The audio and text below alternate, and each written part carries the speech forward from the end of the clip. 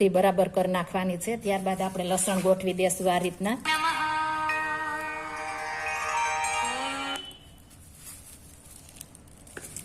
આ રીતના આપણે લસણ ગોઠવી દેશું બધું।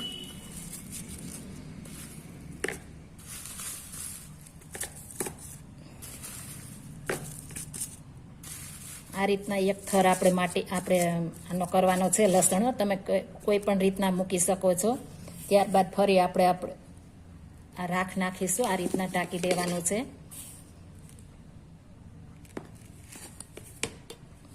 ફરી હાથ વડે આપણે આ રીતના સરસ મજાનું કરી લેવાનું છે। આપણે લસણ નો દેખાવું જોઈએ, તમે જોઈ શકો છો। ફરી આપણે લસણ ગોઠવી દેશું।